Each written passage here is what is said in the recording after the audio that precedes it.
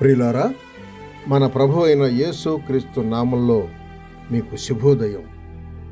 ఆయనను గూర్చి అనుదిన ఆత్మీయ ఆహారం, అక్టోబర్ 31 శుక్రవారం.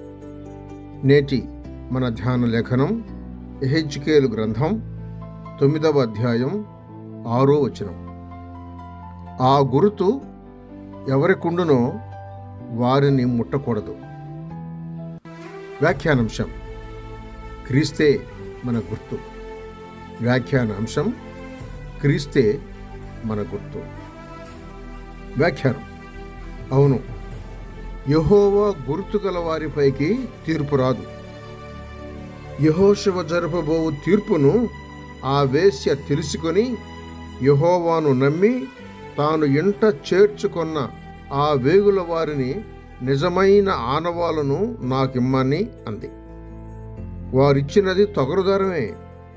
దాన్ని కిటికీకి కట్టి తన బంధువులందరినీ చేర్చి రక్షించింది.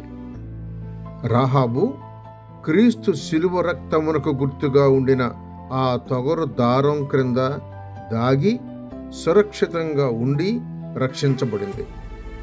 ఆమె ఇంట ఆ జెండా క్రింద చేరిన వారు ఎంత చదివారో, ఎంత పుణ్యం కట్టుకున్నారో అని కాదు, ఈ నిజమైన గుర్తే ఈ పని చేసింది. దానికి ముందు ఐగుప్తులో ఐగుప్తు దేవతలకును ప్రజలకును తీర్పు జరిగినప్పుడు గొర్రెపిల్ల రక్తమే గుర్తుగా ఉన్నది. ఆ రక్తాన్ని చూచి హాని చేయక దాటిపోతాను అని యెహోవా వాగ్దానం ఇచ్చాడు.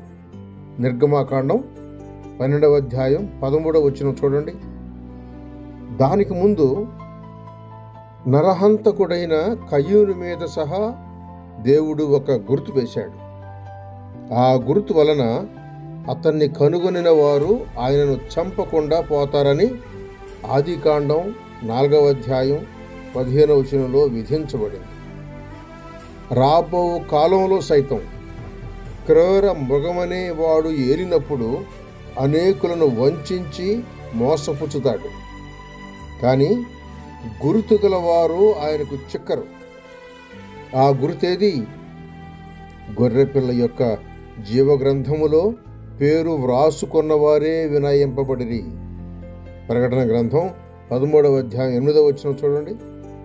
మీకు ఈ గుర్తు ఉన్నదా? క్రీస్తు తానే మన గుర్తు.